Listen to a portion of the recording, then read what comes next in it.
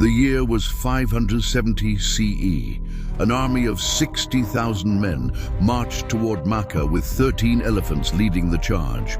At the front was the largest war elephant anyone had ever seen.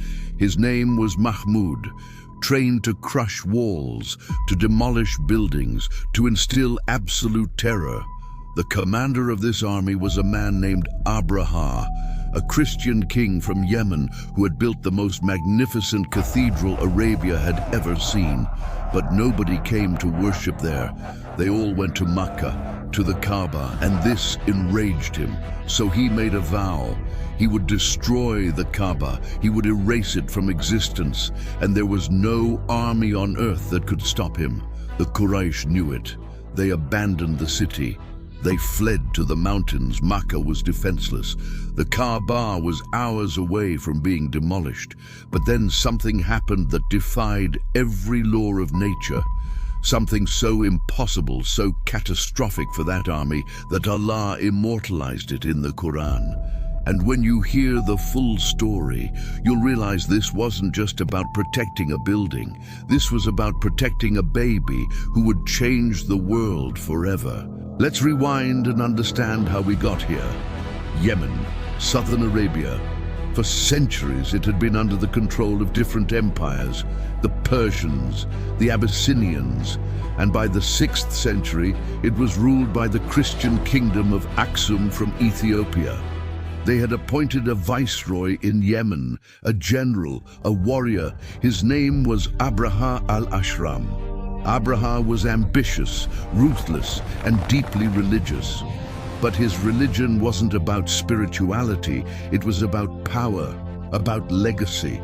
He wanted to make Yemen the center of Arabia, the destination everyone would travel to. So he built a cathedral. Not just any cathedral, a masterpiece. Al-Khalis, they called it. Towering marble pillars, gold-plated crosses, intricate mosaics, glass windows that caught the sunlight and scattered it into rainbows across the floor. He poured the wealth of Yemen into it, and when it was finished, he sent word across Arabia. Come and see, come and worship. This is the greatest house of God you will ever witness. He expected caravans, pilgrims, wealth flowing into Yemen, but nobody came. They still went to Makkah, to the Kaaba, a simple structure made of stone, no gold, no decoration, just a cube in the desert, and it drove Abraha insane. Why?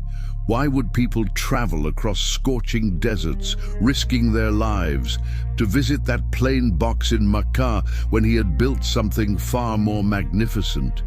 He didn't understand, because he didn't understand the concept of divine sanctity. The Kaaba wasn't special because of how it looked. It was special because of who built it. Ibrahim and Ismail, the prophets of Allah. It was the first house established for the worship of the one God. You can't compete with that. You can't replicate divine designation with architecture. But Abraha's arrogance wouldn't let him see it. And then something happened that pushed him over the edge.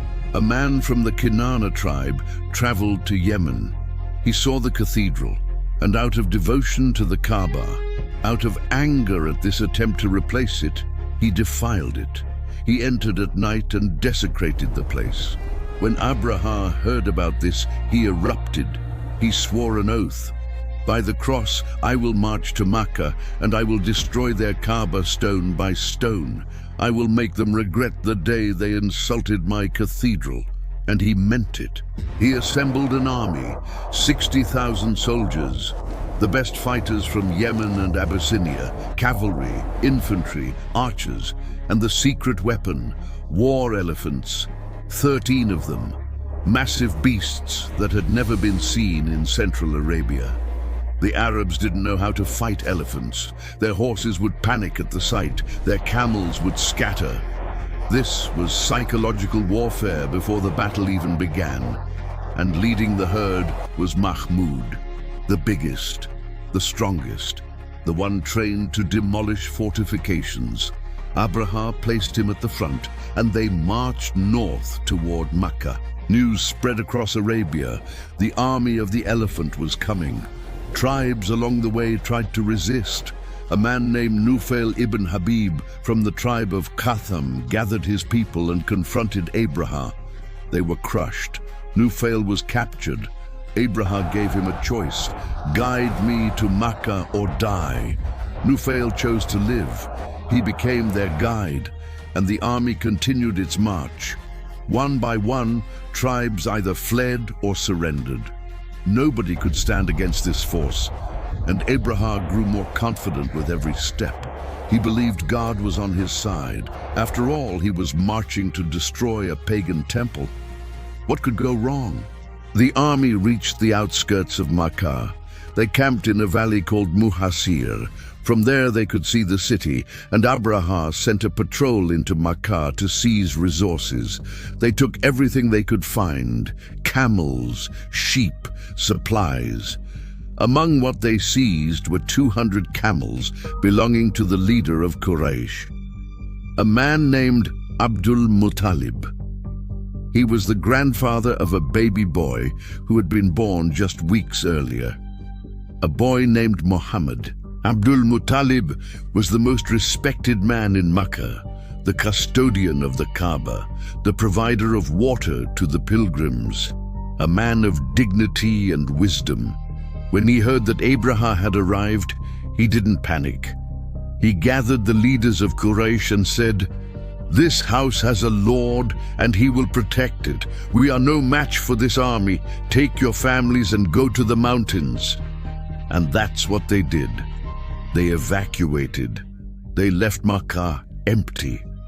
The Kaaba stood alone in the center of the city, unguarded, defenseless. But Abdul Muttalib didn't flee. He went to Abraha's camp. He walked in with calm authority, and when Abraha saw him, he was struck by his presence. Here was a man who carried himself like a king. Abraha respected him. He asked, "What do you want?" And Abdul Muttalib said, "You took 200 camels of mine. I want them back." Abraha was stunned.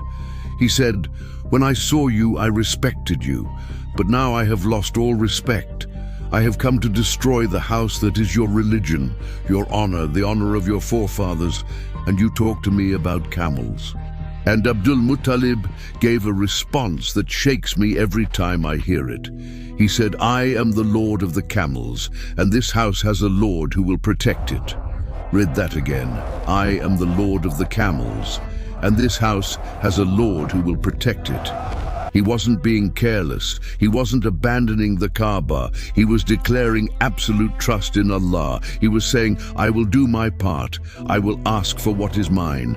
But the Kaaba, that's not my responsibility. That belongs to Allah, and He will defend it." Abraha was taken aback, but he returned the camels, and Abdul Muttalib left. He went to the Kaaba. He held on to the door, and he made dua. One of the most beautiful, most confident duas ever recorded. He said, "O Allah, a servant protects his possessions, so protect your house. Let not their cross and their might overcome your might tomorrow. And if you wish to leave them and our Qibla, then do as you will." He wasn't begging, he was stating reality. "This is your house, O Allah, defend it if you will." And then he left and joined his people in the mountains.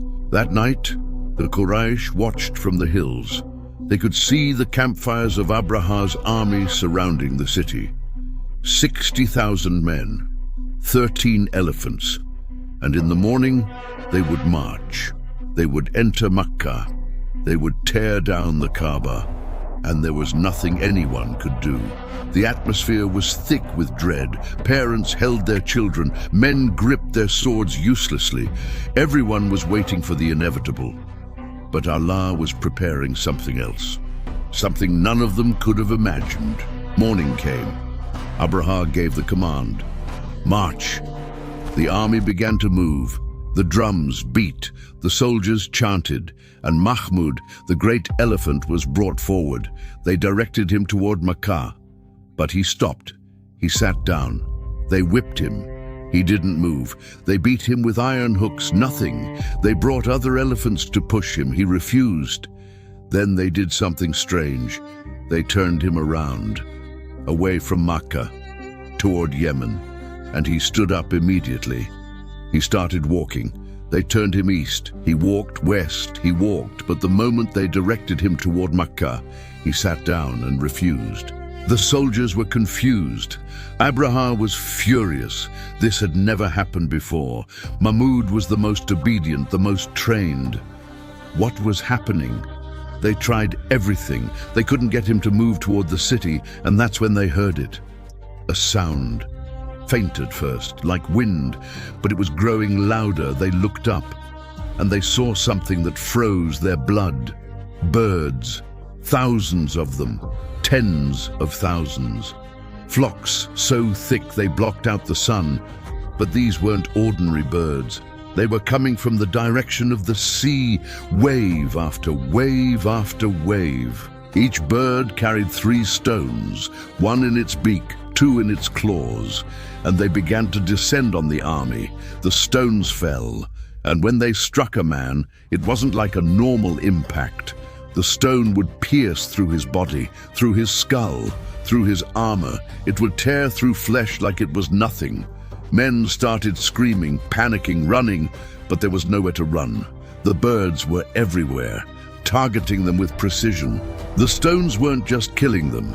They were disintegrating them, rotting their flesh while they were still alive.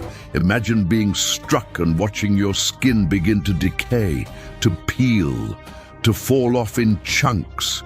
You're still breathing, but your body is decomposing in real time. This is what was happening to Abraha's army. 60,000 men reduced to chaos, to horror, to a massacre unlike anything in recorded history. Abraha tried to escape. He mounted his horse and fled. But he was struck too. The stone hit him, and as he rode back toward Yemen, his body began to fall apart. Piece by piece, his fingers, his limbs, falling off as he fled. He made it back to Sana'a. But by the time he arrived, he was unrecognizable, a rotting corpse still clinging to life. And then he died, in agony, in humiliation. The man who swore to destroy the house of Allah, destroyed by birds and stones. Allah immortalized this event in Surah Al-Fil, 5 short verses. Have you not seen how your Lord dealt with the companions of the elephant? Did he not make their plan into misguidance? And he sent against them birds in flocks, striking them with stones of hard clay, and he made them like eaten straw, crushed, chewed up, destroyed. That's what became of the mighty army of Abraha. Now let's talk about what this meant. Why did Allah intervene in such a dramatic, miraculous way? He could have stopped them with a storm, with a flood, with an earthquake, but he chose birds, small, seemingly weak creatures, carrying stones. Why? Because Allah was sending a message, not just to Abraha, to all of humanity. Your strength means nothing. Your numbers mean nothing. Your weapons, your strategies, your plans, all of it collapses when Allah wills. But there's something deeper. This wasn't just about protecting a building. Yes, the Kaaba is sacred. Yes, it's the house of Allah. But there was something else being protected that year. Someone else. That baby boy born just weeks before the army arrived. Muhammad ibn Abdullah, the final prophet, the mercy to the worlds. Allah was protecting him, preparing the stage for his arrival. Because if Makkah had been destroyed, if the Kaaba had been demolished, the entire trajectory of history would have changed. Think about it. The Prophet Sallallahu, alaihi wasallam would grow up in Makkah. He would be known as Al-Amin, the trustworthy in that city. The Kaaba would be central to his message. The Quraysh's respect for it would be the reason they couldn't just kill him immediately. Everything was connected, And Allah, in His infinite wisdom, knew that this house had to stand, not just for the Arabs, for the entire world. Because from this city, from this house, the message of Tawheed would spread to every corner of the earth. The Arabs understood this. After the year of the elephant, Makkah's status skyrocketed. People saw what happened. They heard the stories. They knew that this was no ordinary place, that it was under divine protection. The Quraysh, who had been ready to flee, now stood taller than ever. And the year itself became a marker. They would say, "This happened in the year of the elephant. That happened 2 years after the elephant." It became the reference point for Arabian history.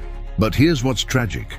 The same Quraysh who witnessed this miracle, who saw the power of Allah with their own eyes, would later reject the Prophet Sallallahu, alaihi, wasallam.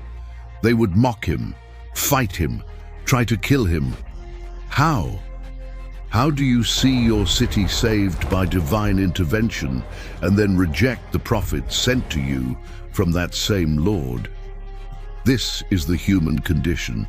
We forget, we rationalize, we explain away miracles when they don't fit our desires. And there's another layer. Abraha thought he was doing God's work. He was a Christian, he believed in God. He built a cathedral for worship, and yet he was destroyed. Why? Because sincerity without guidance is dangerous. You can believe you're right. You can be passionate, devoted, willing to die for your cause. But if you're not on the truth, if you're acting on arrogance rather than submission, it means nothing. Abraha's intention was irrelevant. He came to destroy what Allah had sanctified, and he was obliterated. So what do we take from Surah Al-Fil today? What does the story of the elephant teach us 14 centuries later? First, it teaches us that Allah protects what He has made sacred. The Kaaba still stands. Empires have risen and fallen. Tyrants have come and gone, but that house remains, and it will remain until Allah wills otherwise. You can hate it, you can plot against it, you can send armies or propaganda or ridicule. It doesn't matter. What Allah protects cannot be destroyed. Second, it teaches us about the illusion of power. Abraha had everything, an empire, an army, elephants, wealth, weapons, and he was defeated by birds. You think your wealth makes you strong? You think your status protects you? You think your plans are secure? Read Surah Al-Fil. Understand that everything you rely on can be taken in a moment. The only real security is with Allah. Everything else is delusion. Third, it teaches us about the precision of divine will. Look at the timing. The Prophet Sallallahu, alaihi, wasallam was born in the year of the elephant. Some narrations say he was born 50 days after the event. Others say the same year. Either way, the connection is undeniable. Allah didn't just save Makkah. He was preparing the world for the arrival of His final messenger. Every piece was being placed, every event was being orchestrated, and what seemed like a military miracle was actually part of a much larger plan. This should give you chills, because if Allah was planning the arrival of the Prophet Sallallahu, alaihi, wasallam with that level of detail, then He is planning your life with the same precision. Nothing is random. Nothing is wasted.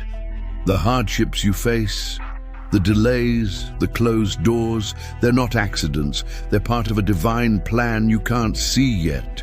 And one day when you look back, you'll understand why things happened the way they did. Fourth, it teaches us never to underestimate the small. Birds, stones, these are not weapons of war. But in the hands of Allah, they become instruments of total destruction. You think you're too small to make a difference? You think your efforts don't matter? You're looking at it wrong. It's not about your size, it's about whose side you're on. A single person with Allah is an army, and an army without Allah is nothing. And finally, Surah Al-Fil teaches us that arrogance always falls. Abraha looked at the Kaaba and saw competition. He couldn't stand that people preferred it over his cathedral. His ego couldn't handle it. And that arrogance led to his destruction. This is a warning for all of us. When you start comparing yourself to others, when you feel threatened by someone else's success, when you can't celebrate what Allah has blessed others with, that's arrogance, and it will destroy you just like it destroyed Abraha. Right now, there are people plotting against Islam, against the Quran, against the Muslims. They have media, they have money, they have influence, they have governments backing them. And sometimes it feels overwhelming, like we're defenseless, like the Kaaba was defenseless. But remember what Abdul Muttalib said. This house has a Lord who will protect it. This deen has a Lord who will protect it. You don't need to panic. You don't need to compromise. You just need to do your part and trust Allah with the results. The story of the elephant is not ancient history. It's a living reminder that no matter how powerful the opposition looks, no matter how impossible the situation seems, Allah can change everything in a moment. With birds, with stones, with means you never expected. So stand firm, hold on to this deen, protect what is sacred, and trust that the one who defended his house with flocks of birds will defend you when you stand for his truth. That's the message of Surah Al-Fil, and it's as relevant today as it was in the year 570.